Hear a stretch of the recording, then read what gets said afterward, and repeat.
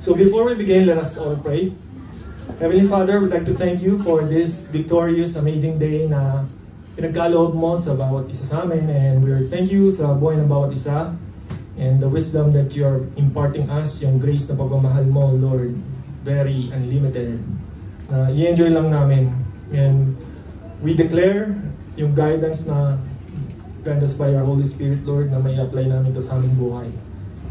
In this we ask in your mighty name, Jesus, and everybody will say, Amen. Amen. Amen. Kilala niyo ba si Nehemiah? Sino mga nakakakilala? Sino mga hindi nakakilala? Nakakilala. Nakakilala. Yan. Si Nehemiah, isa siyang Jewish leader.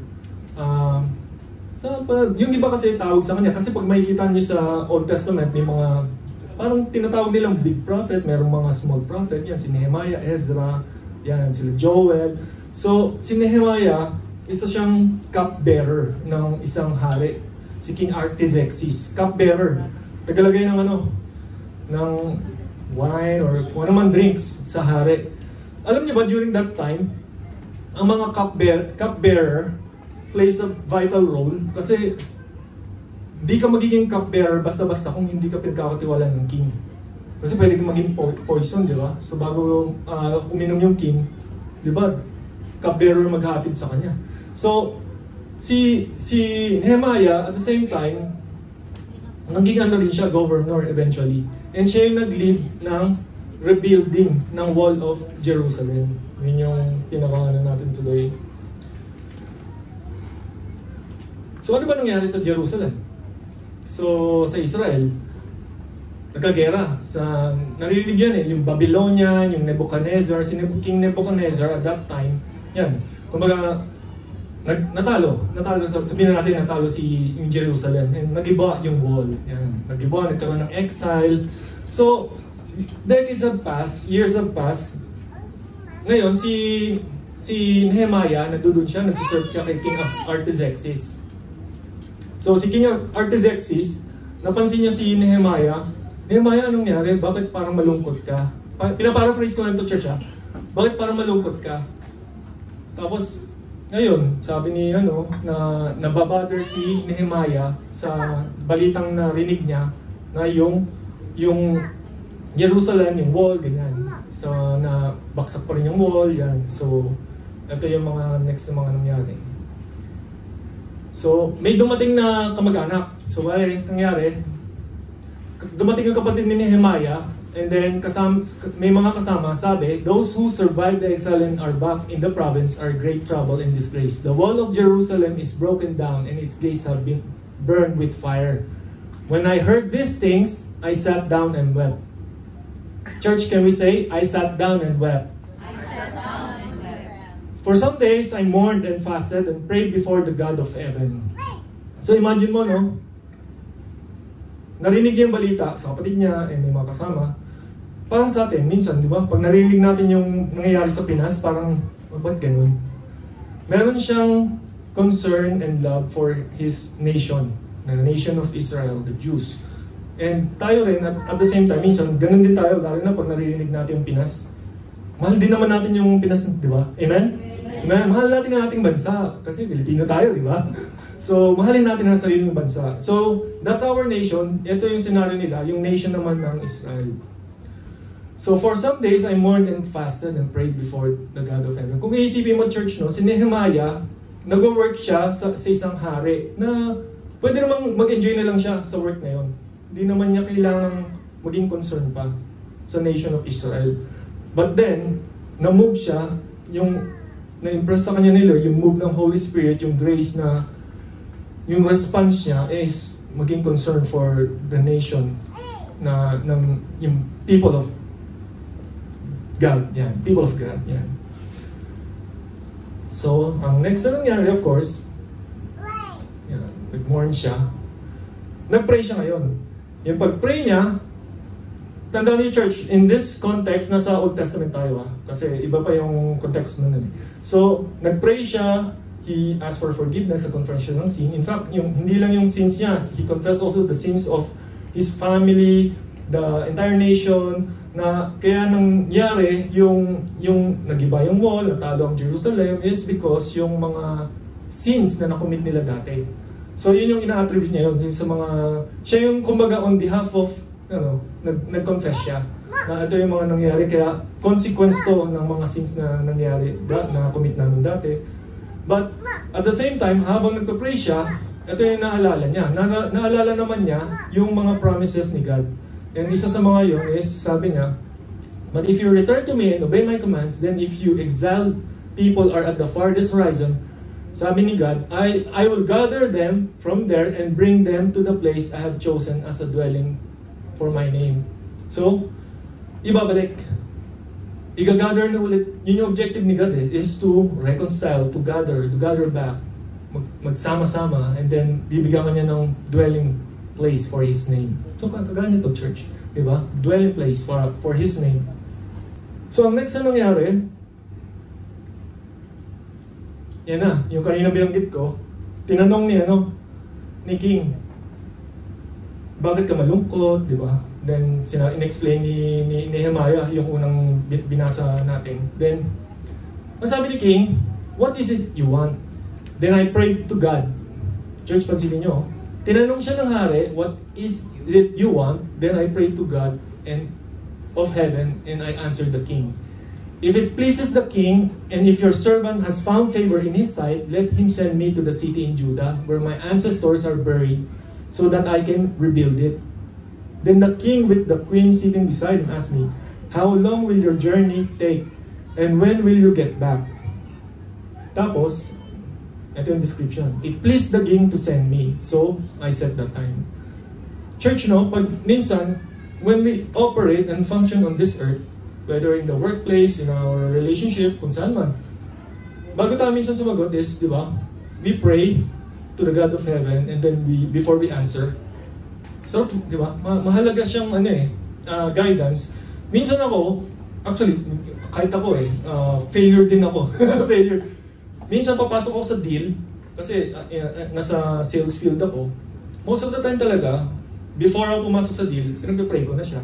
Regardless kung ano mangyari, manalo ako sa deal or hindi, pinag-pray ko na siya. Your will be done, Lord.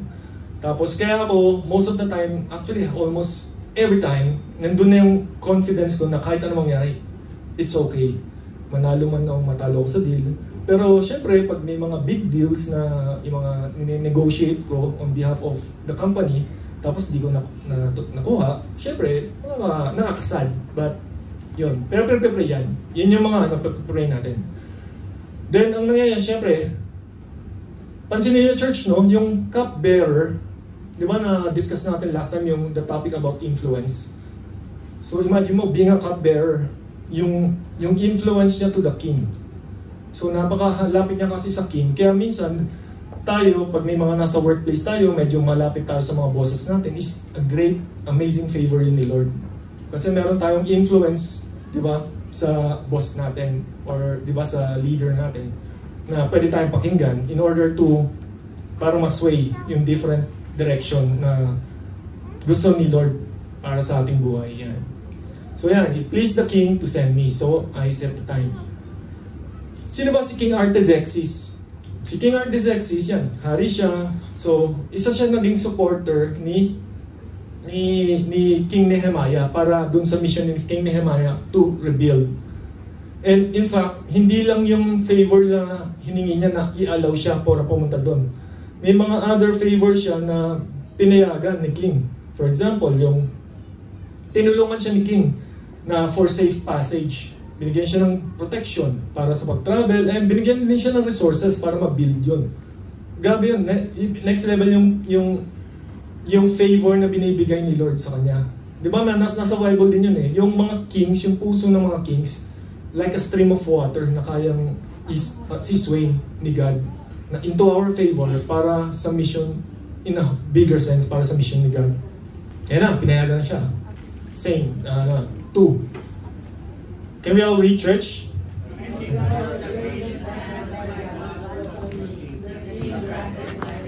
Yun, diba? Because the gracious hand of my God was on me, the king granted my request. Very interesting talaga, Very revelational. Yung mga man of God, pag may mga success, may mga success stories, they always attribute it, no, to the Lord. Always acknowledge to the Lord na lahat ng mga good things, all good things is coming from the God naman talaga.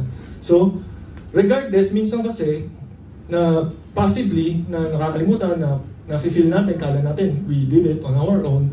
But yun nga, i-align lang, and then of course, marirealize natin talaga at the end of the day, it's God's work, it's God's grace ang actually nag-move sa buhay natin. Yung realization. Ano bang ibig sabihin ng broken wall? Ito kasi, i-rebuild yung wall. Ano bang symbolism ng broken wall, lalo na ngayon sa time natin? Ano ba yan, pastor? Diba? Ano magagawa ko dyan? Imagine yung church, kung may bahay kayo ngayon, may bakod, tapos nasira. Sa Pinas nasira, wala kayong bakod, nasunog pa. Ano mararamdaman nyo, di ba? Yung sarili nyong bahay, tapos yung family nyo walang mauwian. Ganun nangyari sa ni Nehemiah. Yung naging concern siya, nag-move siya, bakit ganun? So naging concern siya, syempre, objective is to build. Kasi pag broken yung wall, maraming makakapasok na enemy, yung mga animals, di ba? Pwede kayong nakawan. Pag hindi, ano yung wall Ang wall kasi symbolism is like a protection. Di ba? Yun yung boundary para hindi tayo ma-penetrate ng enemy. So, at the same time, dahil baksak yung wall, nakaka-discourage. Years nang lumipas, walang nangyari. Hindi na-build. Meaning napabayaan siya. So, nag-move talaga si Nehemiah.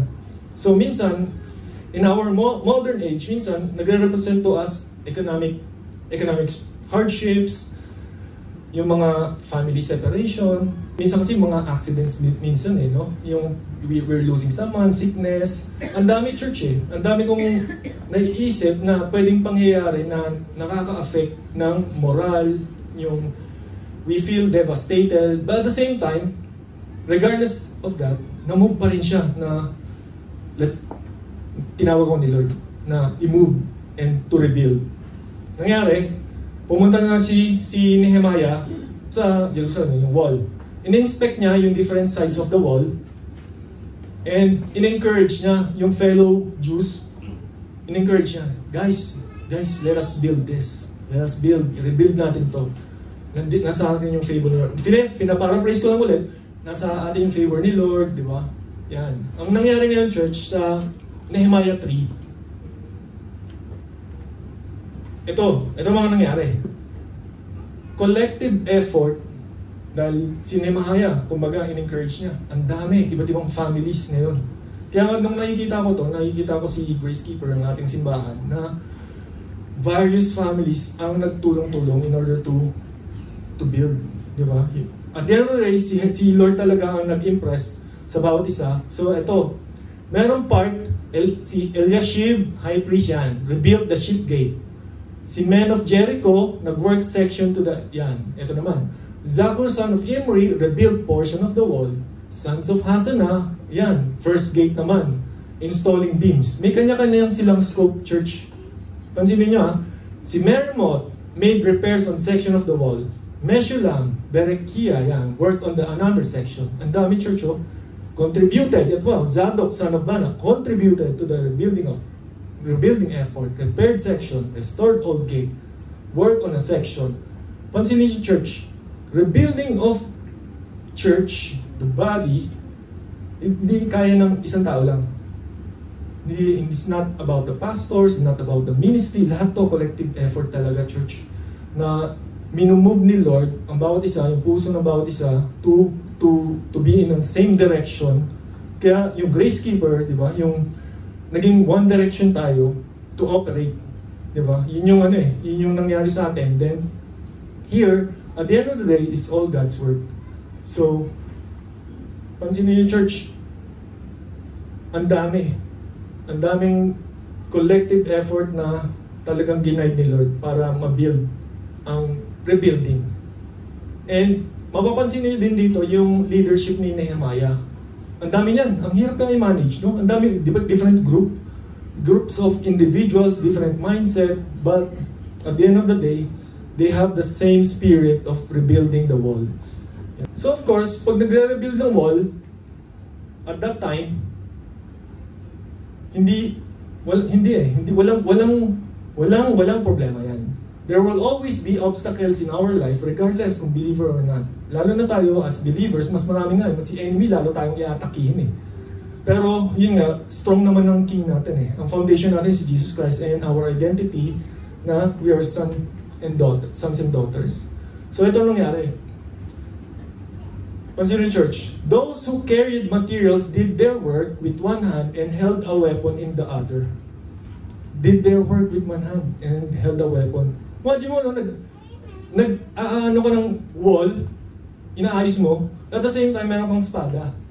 Kasi, various threats ang nangyayari at that time, church. In rebuilding something, sometimes merong maraming obstacles, lalo na meron silang internal obstacle, meron din silang external obstacles, yung mga threats from the enemies. And may mga scheming in order para ma-undermine siya, and meron din ang daming pati yung internally, ang daming nadi-discourage kasi natatakot sila, ay paano yan pag inatake tayo.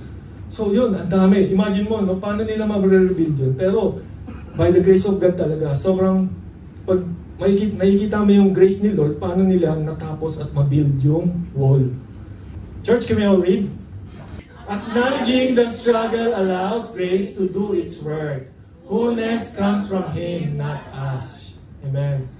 Sa buhay natin, church, being a full grace believer, pwede naman natin i-acknowledge sometimes that we still struggle in certain areas in our life.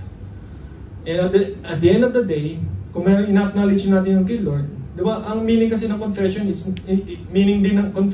in agreement, to agree.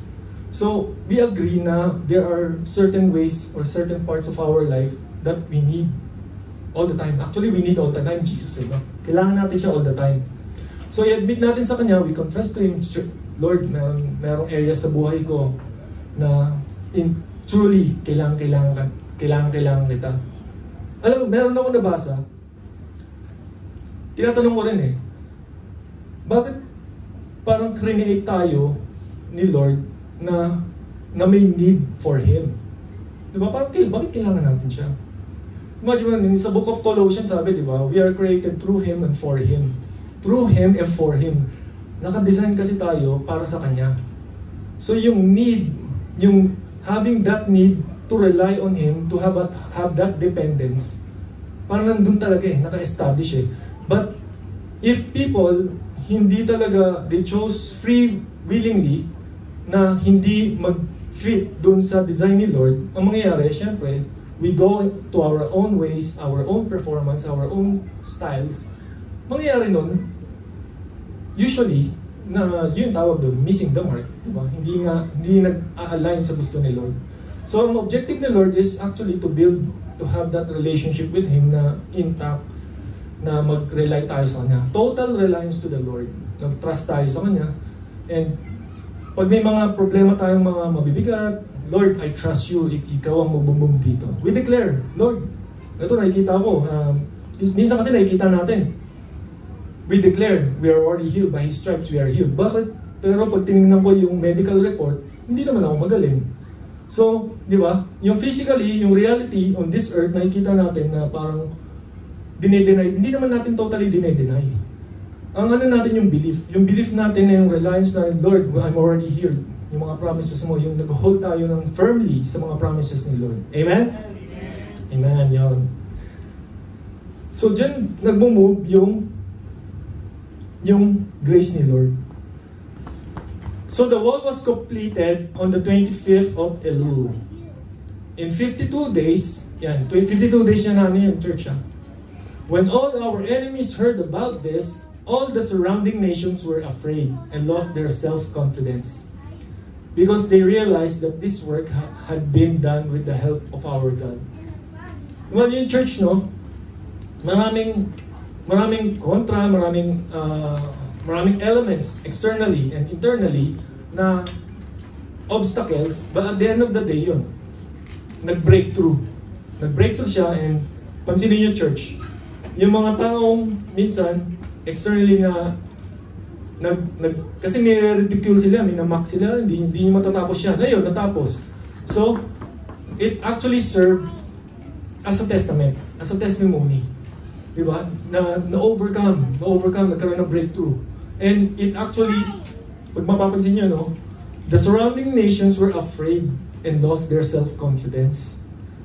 Iba, no? Next level din yung ano eh. Pag nagsasucceed tayo in the name of our Lord, it will cause for them to be afraid and lost self-confidence. But of course, fellow believers sa atin, it encourages us, di ba? If the promises of God, nagkaroon sila ng breakthrough, it's only a matter of time magkakaroon din ng breakthrough. Amen? Can we all read? But he said to me, my grace is sufficient for you, for my power is made perfect in weakness. Therefore, I will boast all the more gladly about my weakness.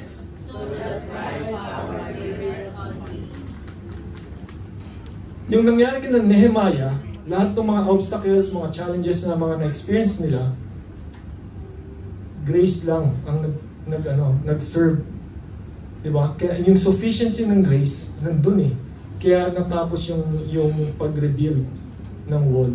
Grabe, sobrang fascinating na regardless kung anumang challenges na hinarap ni Nehemiah, ng the entire nation, for example tayo, Gracekeeper, imposible wala tayong challenges individually. Meron tayong challenges individually, meron din as a family, meron din as a community.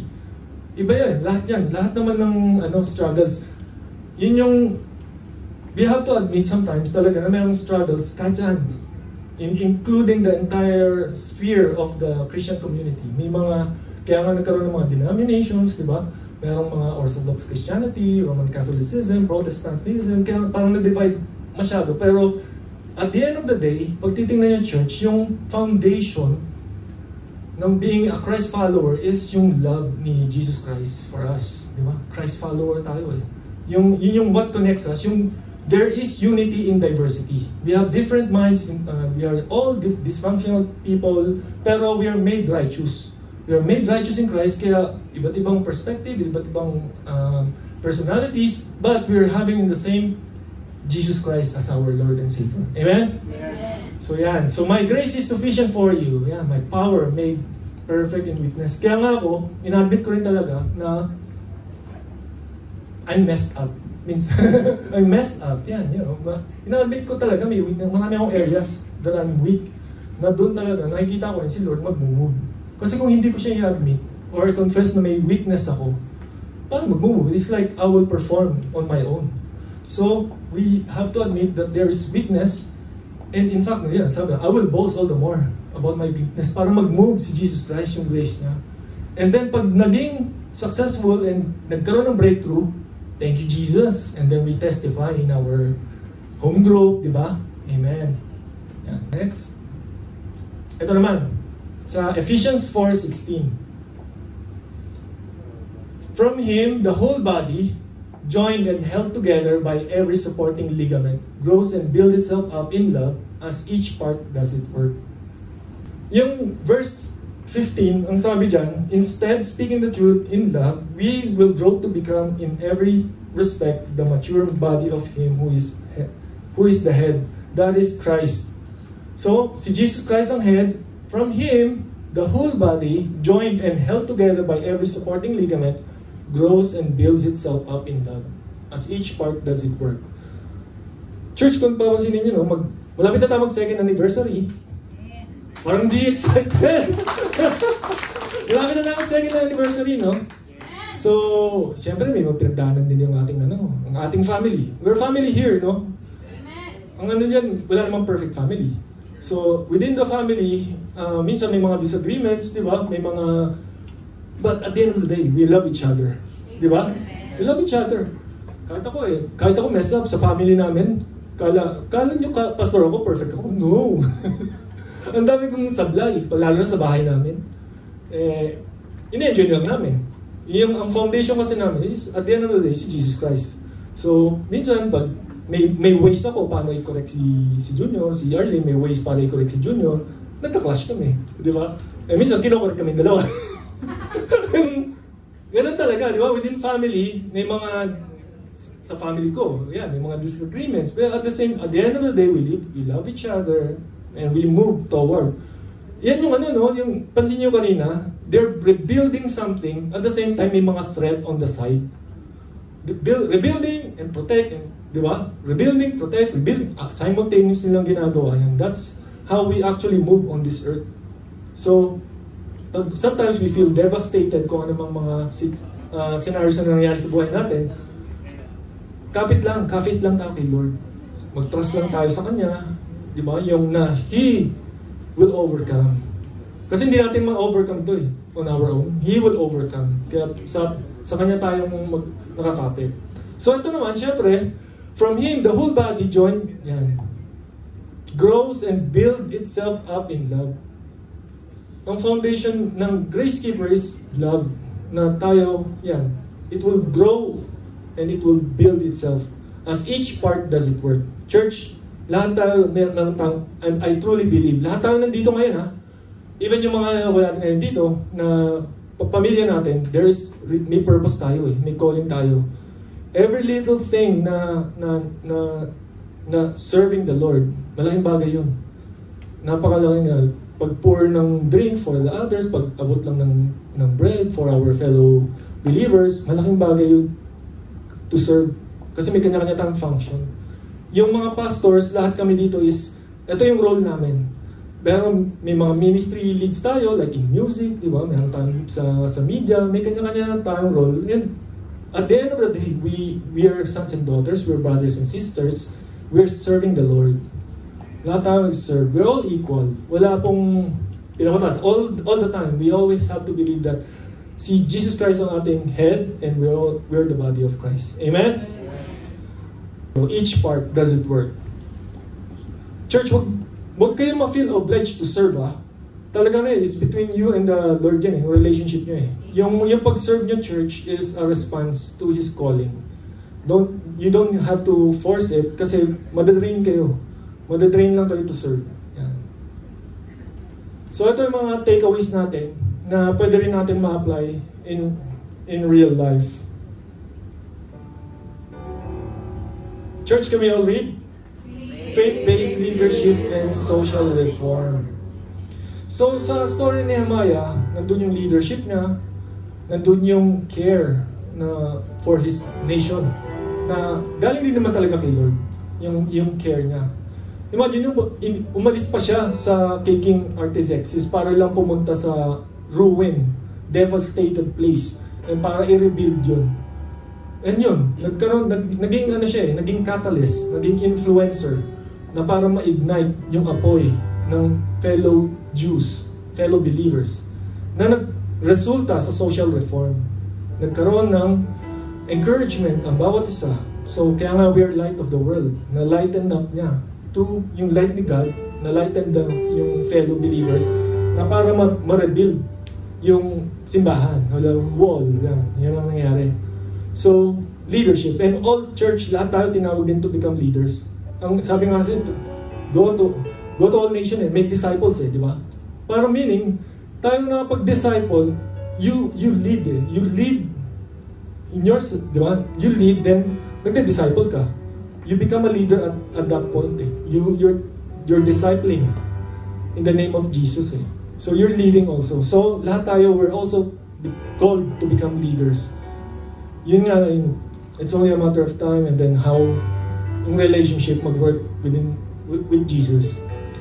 Can we all read this? Second, teamwork and collective action. Yan. Napakahalaga, church, ng teamwork and collective action. Kasi yung rebuilding na yan, kung wala silang coordination, ano yun? Walang proper planning, guguho yun. Kaya yung wisdom na binigay kay Nehemiah, yung mga planning, strategic protection, at the same time, building, yung mga tools, lahat. Provision, lahat yun ni Lord, yung execution nandun. So, kailangan din talaga na mayroong teamwork and collective action at the same time, moving on the same direction. In order to succeed, much better. Magsasucceed naman yan kasi will naman ni Lord. So yan, church. Third, resilience against opposition. Yan, resilience against opposition. Church, we are believers of Christ. We are loved by Jesus and we love Him back. We love others. Regardless kahit ganun, makaka-encounter tayo ng mga challenges eh, kahit lalo na sa work. Minsan sa work may mga discrimination eh. I think nararamdaman nyo na rin naman yun. Lalo na sa workplace dito. Sino walang di nakaramdam ng discrimination dito? So, meron din talaga. Silent lang, pero meron. Kumbaga, sa company nga namin eh, accepted na eh, na yung mga Filipinos never magiging top management. Accepted na eh, kumbaga, pero they're not black na kailangan niya, no? But, nandun kasi. So, regardless, kung may mga ganong, ang mangyayari nun, syempre, move forward, do everything na based sa grace na binigay sa atin ni Jesus, na gawin lang natin, because at the end of the day, we're working for the Lord, eh, not for human masters. So, yung work natin is just a resource. It's just a means for an end. So, ang end talaga natin is to glorify the Lord, yung mission natin here on this earth. Yun talaga. So, yung mga oppositions na yan, it's all good. Ano yan? Trials. It actually strengthen us even more. So, yun lang yan. So, lastly, church, can we all read? Personal and spiritual renewal. Minsan kasi, sa buhay natin, na kahit ako, all the time gusto ko, nare-renew nga ako eh. Minsan kasi, parang cycle lang yung buhay eh. Even our relationship with the Lord eh. Minsan parang, di ba? Minsan may ganon, tapos may konting down lang, pero pangit pa rin. Yun yung objective eh. Glory to glory to glory to glory. We're called to glory to glory. Pero minsan may konting nagplaplateau ba? Nagplaplateau siya, then angat ulit. Angat ulit. Personal and spiritual renewal.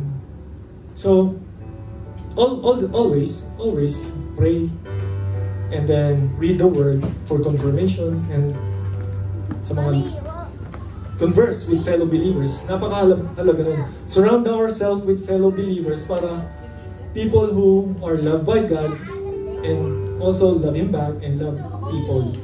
Very essential in church. So, personal and spiritual renewal. When it comes to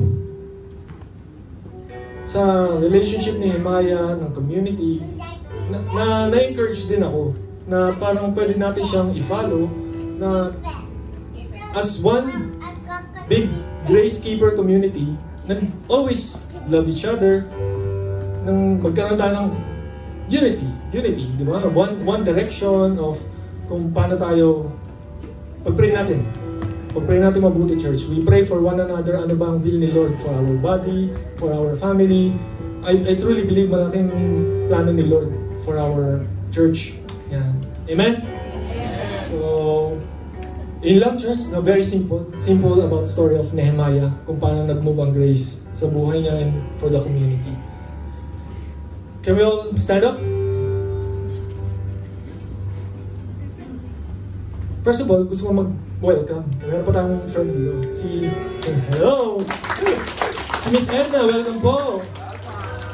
Hello, kakabsat! Namiss ka namin. Ayun, namiss namin. So, always welcome po, Miss Edna. Family ka na kagad dito. So, chill lang tayo dito. Kung anong pwede naming may tulong, di ba? Dito kami. So, pag-pray din pala natin, Sis Edna. Heavenly Father, we'd like to thank you yung sa buhay ni Sis Edna. We believe na hindi to accident and this is purposeful ang pagdala mo sa kanya dito. And we declare yung blessing upon blessing in her life. And we also pray na yung provision mo, yung grace mo mag-move din sa buhay niya.